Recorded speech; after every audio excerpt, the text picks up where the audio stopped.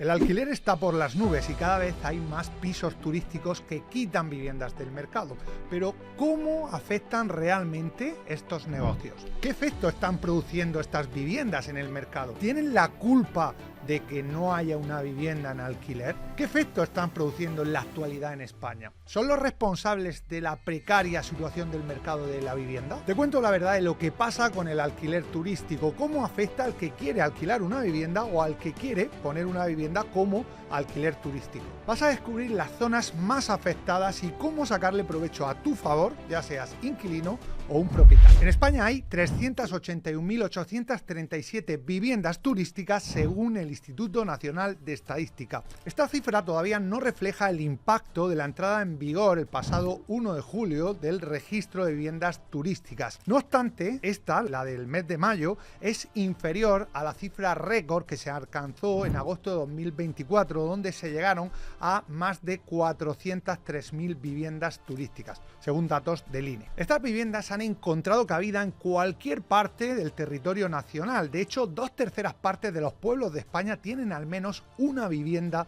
turística, aunque es cierto que estas se concentran. Por comunidades se concentran principalmente en 4: Andalucía, Canarias, Comunidad Valenciana y Cataluña. Aunque en términos absolutos es la ciudad de Madrid la que, según el INE, tiene más viviendas turísticas, cuenta con algo más de 15.000. Le siguen Barcelona con 9.579, Málaga con 8.597, Marbella con 7.934, Sevilla con 7.137 y Valencia con 6.553. Vamos a ver en este mapa los 200 municipios con más viviendas turísticas de España. Los círculos están marcando estos municipios, los más grandes, pues como hemos visto, donde la mayor concentración, Madrid, pues tenemos Barcelona, tenemos Valencia, fíjate Sevilla, evidentemente Canarias, pues todos principalmente de Canarias, casi todos, Baleares igual, y pues todo el arco mediterráneo, pues así como estamos viendo Andalucía, Málaga, como vemos a la cabeza. Por el norte pues tienes ciudades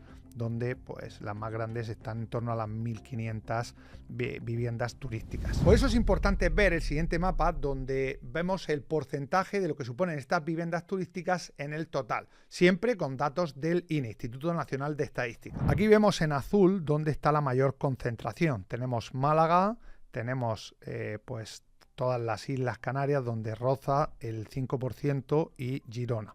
Fíjate, curioso el dato de Barcelona, que está pues con un 0,7% del total, o en Madrid, que es un 0,63% del total. De hecho, el color que tiene es muy similar pues a ciudades como pueden ser Murcia. ¿Y qué nos está diciendo esto? Que si lo vemos en términos absolutos parecen muchas viviendas, pero cuando lo vemos en términos relativos, cuando estamos viendo qué porcentaje suponen, no suponen tanto. Date cuenta en Madrid, date cuenta en Barcelona, donde apenas está en el 1% del parque total de viviendas. Estos son los datos oficiales de las viviendas que cuentan con licencia turística. Es cierto que hay otras viviendas que no cuentan con la misma. No obstante, tenemos que hacer una reflexión. ¿De verdad el problema de acceso a la vivienda, como se nos está diciendo desde el gobierno, tiene la causa en la vivienda turística? Es cierto que en determinados barrios, en determinadas zonas, está claro que suponen un porcentaje importante y que quitan viviendas del mercado de alquiler tradicional. Pero también es cierto que esas viviendas, si no fuesen turísticas, no necesariamente estarían en alquiler. Esto hay que tenerlo en cuenta. Y lo que no se puede en estos momentos es señalar a la vista de los datos que este es el problema.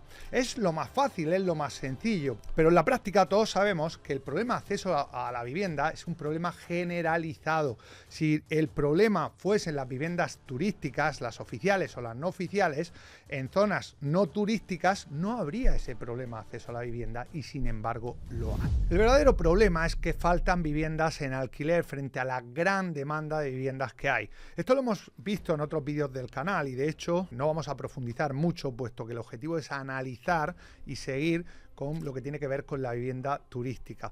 Pero es la inseguridad lo que hace que no haya viviendas en alquiler y, por tanto, a pesar de que las viviendas turísticas en zonas muy concretas pueden afectar no es el verdadero motivo. Sin embargo, desde el gobierno estatal y también desde las comunidades autónomas se señala a la vivienda turística como el foco del problema y se está legislando, se están proponiendo medidas con la intención de frenar las viviendas turísticas. De hecho, el gobierno tiene la intención, entre otras cosas, de modificar la ley 37/1992, donde lo que quiere es aplicar un IVA del 21% a la vivienda turística. Hay otras comunidades autónomas de distintos colores políticos que lo que están haciendo es suspender las licencias y están cambiando la normativa. Todos atacando a este problema para solucionar el otro. Y lo que están consiguiendo desde ya es algo que ya está experimentando todo el mundo. Los precios de la noche de hotel están subiendo y cada vez será más caro irse de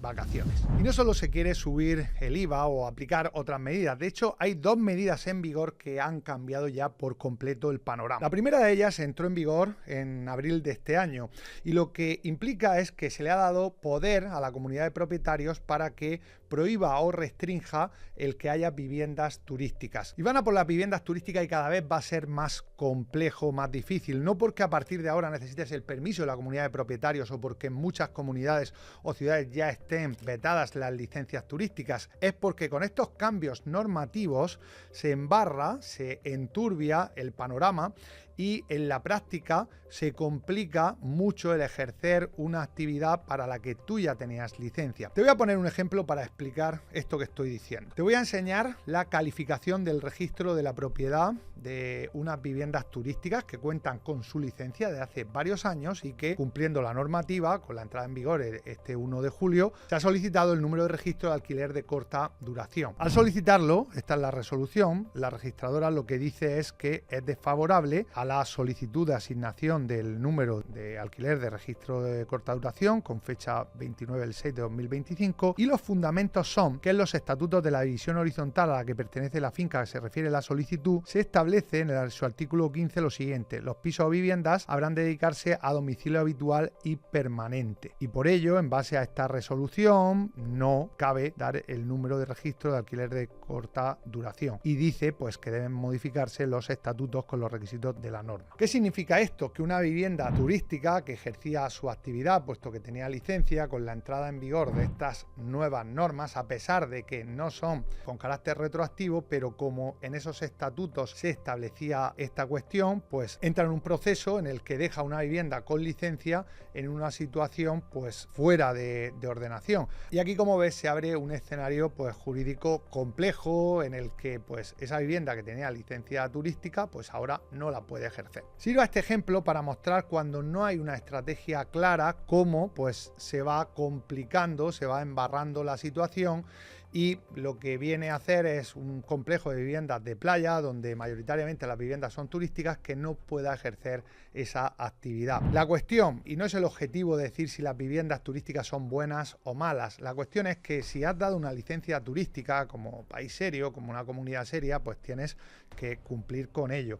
Y si ahora no interesa porque no tuviste una buena perspectiva o porque no hiciste una buena planificación, pues indemniza a la persona a que se la dices. Pero claro, eso cuesta dinero y es más sencillo legislar, complicar y embarrar la situación. Y es evidente que con el gran problema que supone el acceso a la vivienda, lo más sencillo es culpar a las viviendas turísticas. Pero insisto, los datos hablan claro. Podemos cargárnoslas todas si queréis, pero eso no va a solventar el problema de acceso a la vivienda. Y nos estamos olvidando de algo, nos estamos olvidando que España es un país donde el turismo tiene un peso específico muy importante y donde estas viviendas hacen que muchas personas tengan una oferta alternativa al hotel y una oferta pues más asequible que permite pues que muchas personas puedan irse de vacaciones. Todo esto en medio de una gran oportunidad, como siempre pasa.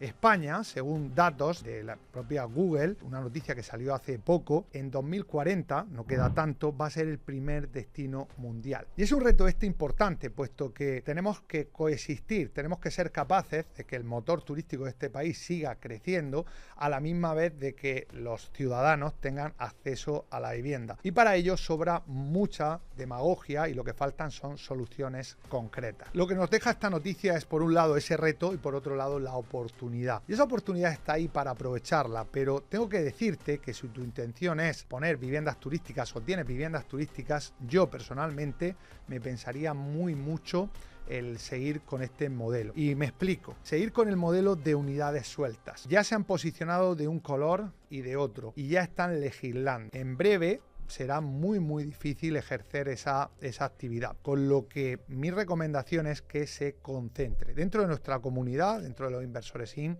Es algo que ya vengo en nuestro congreso anual anuncié y vengo ya diciendo.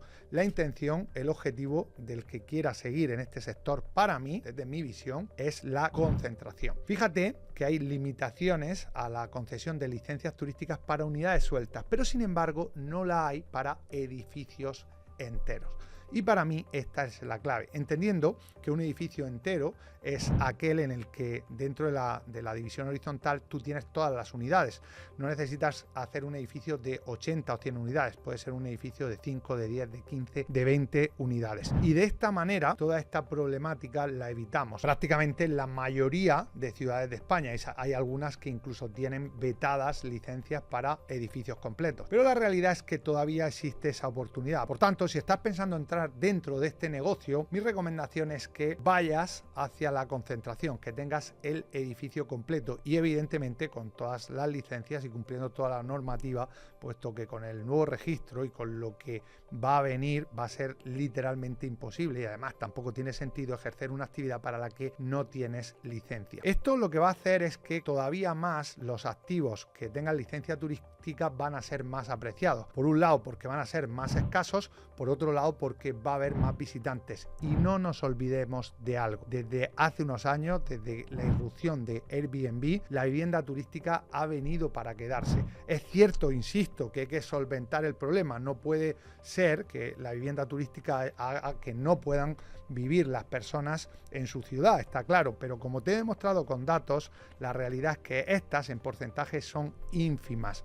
No puede generar el 1 o el 2% de las viviendas un problema que afecta a la globalidad. Y la oportunidad es que hay muchísimas personas que quieren ir a una vivienda turística y que descartan ir a un hotel. Ahí hay una oportunidad que muchos aprovecharán. Y mi consejo es que si lo vas a hacer, lo hagas teniendo todas las garantías. Como has visto, el alquiler turístico, con los datos que he compartido contigo, no es el verdadero problema, el que hace que haya una escasez total de vivienda en alquiler en España. El causante, el verdadero, es otro. Y para descubrirlo tienes que ver este siguiente vídeo. No te lo pierdas.